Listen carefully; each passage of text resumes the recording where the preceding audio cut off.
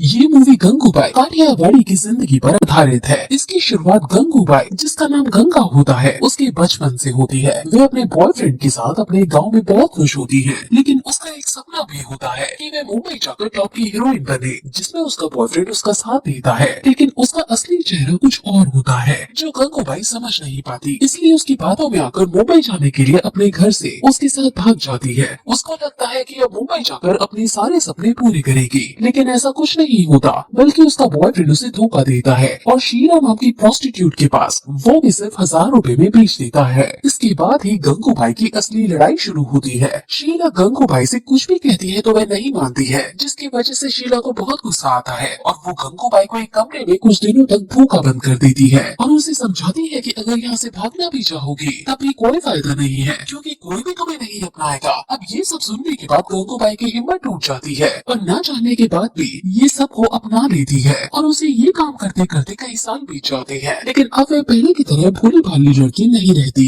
बल्कि चालाक और समझदार बन गई होती है और अब वो शीला के खिलाफ बगावत करने की सोचती है। वह उसकी कोई बात नहीं मानती और कभी कभी अपने काम से छुट्टी ले लेती है और सभी को भड़काकर सिनेमा में पिक्चर देखने ले जाती थी, जिससे शीला को भी उस पर बहुत गुस्सा आता था। जिसके बाद वो लोग सिनेमा देखकर वापस आते हैं तो उनमें से एक लड़की कहती है कि उसे अपने घर की बहुत याद आ रही है और वो अपने घर वालों को चिट्ठी लिखना चाहती है, जहाँ पर हमें पता चलता है कि गंगूबाई उन सब में से ज्यादा पढ़ी लिखी थी। गंगूबाई उसकी चिट्ठी लिखती है और चिट्ठी लिखते वक्त सब अपने घर वालों की बातें करते करते इमोशनल हो जाते हैं। जिसके बाद अगली सुबह हम 4 बजे देखते हैं कि एक आदमी आता है, गंगूबाई से अपनी हवस मिटाना चाहता है, लेकिन शीला इस बात के लिए मना करती है। इसके बावजूद भी वह उसे बहुत ज्यादा पैसे देने का लालच देता है, जिसके बाद लालची शीला ताई मान जाती है और गंगूबाई को उसके पास भेज देती है। गंगूबाई जब उसके पास आती है तो हम देखते हैं कि आदमी साइको टाइप का होता है और उसके साथ बहुत गलत हरकत करता है और उसे बहुत नुकसान भी पहुंचाता है। गंगूबाई उसे रोकने के लिए चिल्लाती भी है, लेकिन शीला ताई सुनते हुए भी कुछ नहीं करती, क्योंकि गंगूबाई से वह बहुत तंग थी। तो उसने सोचा कि उसे सबक सिखाने के लिए ये अच्छा तरीका है।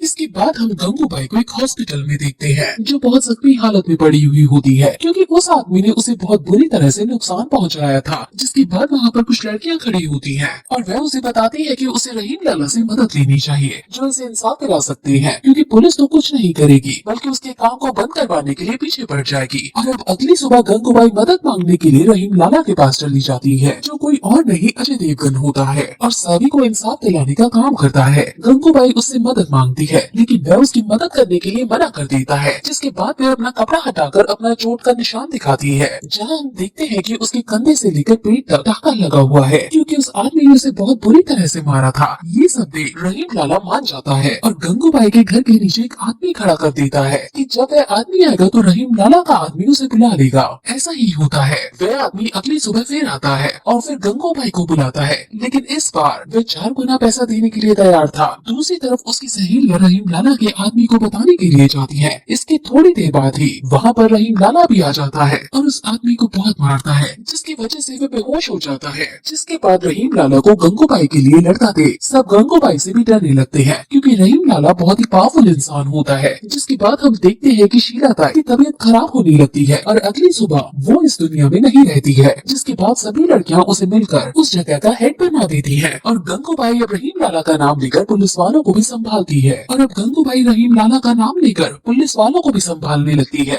गंगूबाई का सभी जगह में बहुत नाम हो गया था और इस वजह से वे अपने फैसले खुद लेती थी, यहाँ तक कि दूसरे इलाके में जाकर छोटी बच्चियों को वहाँ से बचाकर घर भी भिजवाया करती थी। जिसके बाद गंगूबाई की लाइफ में फिर से लव की एंट्री होती है और इस बार अफस नाम का दर्जी होता है, जो गंगूबाई के कपड़े सिला करता था। गंगूबाई भी उसे अपना दिल दे बैठी होती है और वह लड़का भी उसे काफी पसंद करता है। उसे कोई मतलब नहीं होता कि गंगूबाई क्या है और क्या काम करती है, वह बस उसे प्यार करता होता है और शादी करना चाहता था। इसके बाद हम रसियाबाई को देखते हैं, जो काठियावाड़ी में चुनाव के लिए खड़ी होती है और उसकी भूमिका विजयराज ने निभाई होती है। गंगूबाई भी रसियाबाई को देख अपना मन बना लेती है कि वह भी काठियावाड़ी के लिए प्रेसिडेंट का चुनाव लड़ेगी और चुनाव जीतने के लिए वो रहीम लाला के पास मदद मांगने के लिए जाती है और उससे शराब का ठेका मांगती है, जिससे वह उसे पैसे कमाएगी और चुनाव में लगाकर खड़ी हो सके। पहले तो रहीम लाला उसे मना कर देता है, लेकिन गंगूबाई उसे फिर कहती है कि वह सिर्फ अपने लिए नहीं बल्कि काठियावाड़ी की सभी औरतों के लिए कर रही है, जिन्हें सम्मान की भी जरूरत है। जिसके बाद वह गंगूबाई को बहन मानता था और ये सुनकर उसका दिल पसीज जाता है और वो मान जाता है। लेकिन गंगूबाई के चुनाव में खड़े होने की बात रजियाबाई को पता चल जाती है और इसलिए वह कुछ पुलिस वालों को वहाँ पर रेड मारने के लिए भेज देती है। लेकिन गंगूबाई बड़ी चालाकी से उस पुलिस वाले को पैसे देकर वहाँ से भेज देती है, जिसके बाद ये बात रजियाबाई को पता चल जाती है और वह खुद उससे मिलने आती है और यहाँ पर ही उन दोनों के बीच डायलॉगबाजी होती है। इसके बाद रजियाबाई सभी होटल्स को अपनी तरफ खींचने के लिए एक भाषण रखती है, लेकिन गंगूबाई भी अपना तेज दिमाग इस्तेमाल कर अपने इलाके में सिनेमा लगा देती है, जिसकी वजह से सभी वह सिनेमा देखने के लिए वहाँ आते हैं और रजियाबाई के भाषण में कोई भी नहीं जाता है। रजियाबाई अपने यहाँ पर सारी खाली कुर्सी देखकर गुस्सा हो जाती है और थोड़ी देर बाद जब वहाँ पर कोई नहीं आता तो उसकी औकात दिखाती है, लेकिन रजियाबाई उसे कहती है कि चुनाव तो वही जीतेगी। जिसके बाद हम अगली सुबह देखते हैं कि गंगूबाई को एक लड़की दिखती है जिसे उसकी माँ ने वहाँ पर छुपा कर रखा था ताकि किसी आदमी की नजर उस पर ना जाए, और उसे इस हालत में देखकर तय करती है कि वह उसकी शादी करवाएगी और उसकी शादी अपने पैर अवश्य करवा देती है,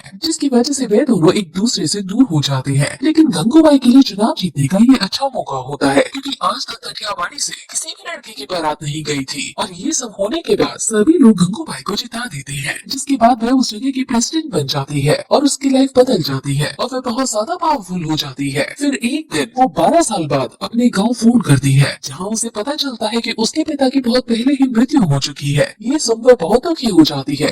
दूसरी तरफ उसके एरिया में नवरात्रि की तैयारी चल रही होती है और गंगूबाई के साथ मिलकर इस त्योहार को धूमधाम से मनाते हैं, लेकिन तभी उसे रहीम लाला का बुलावा आता है जहाँ उसे पता चलता है कि 2 ऑफिसर उसके एरिया को हटाना चाहते हैं क्योंकि उसके एरिया के बगल में स्कूल है और अगर वे ये सब देखेंगे तो उन पर अच्छा असर नहीं पड़ेगा। जिसके बाद गंगूबाई रहीम लाला से कहती है कि हमारे रहने से उन बच्चों पर अच्छा असर नहीं पड़ेगा, लेकिन उन बच्चों के रहने से हमारे ऊपर तो अच्छा असर पड़ना चाहिए। और रहीम लाला उसकी ये बात सुनकर फिर से उसका साथ देता है और उन ऑफिसर्स को भगा देता है। इसके बाद हम देखते हैं कि वहाँ के रहने वाले लोग गंगूबाई के खिलाफ प्रोटेस्ट कर रहे होते हैं ताकि गंगूबाई इस एरिया को छोड़कर चली जाए, लेकिन वह इन सब बातों को नजरअंदाज करती है और अपनी छोटी बच्ची को स्कूल लेकर पहुँच जाती है और उनका वहाँ एडमिशन कराती है। वहीं पर उसे एक पत्रकार भी मिलता है जो गंगूबाई की बातों से काफी प्रभावित होता है, इसलिए अगले दिन वह उसके एरिया में आकर उसका फोटो खींचता है और इंटरव्यू लेता है और उसे अपनी मैगजीन में फीचर करने की बात करता है और उसकी आवाज पूरी दुनिया तक पहुंचाना चाहता है। वहीं दूसरी तरफ हाल ही में बच्चे को जन्म देने से गंगूबाई के दोस्त की तबीयत काफी खराब हो जाती है और थोड़ी देर बाद उसकी वही मृत्यु हो जाती है और इसलिए गंगूबाई अब बहुत अकेली हो गई होती है क्योंकि वह उसकी सबसे अच्छी दोस्त थी और अब वह जिंदा नहीं होती है। और हम थोड़े दिन बाद देखते हैं कि गंगूबाई एक होटल में खा रही होती है और वही पत्रकार भी वहाँ जाता है और गंगूबाई की फोटो अपनी मैगजीन में दिखाता है, जिससे वह बहुत खुश हो जाती है। जिसके बाद वह उसे और आगे लड़ने के लिए कहता है और बताता है कि आजाद मैदान में औरतों के लिए रैली निकल रही है, इसलिए उसने कमेटी में गंगूबाई का नाम दे दिया है ताकि वह लोगों को अपनी कहानी बता सके। लेकिन पहले तो वो इस काम को करने के लिए मना कर देती है क्योंकि वह बहुत ही उदास थी, लेकिन बार बार उसके बोलने पर वह मान जाती है और अगले दिन उस रैली के लिए उस जगह पहुंच जाती है। वहां जाकर वह लोगों को अलग अंदाज में अपनी बात बताती है।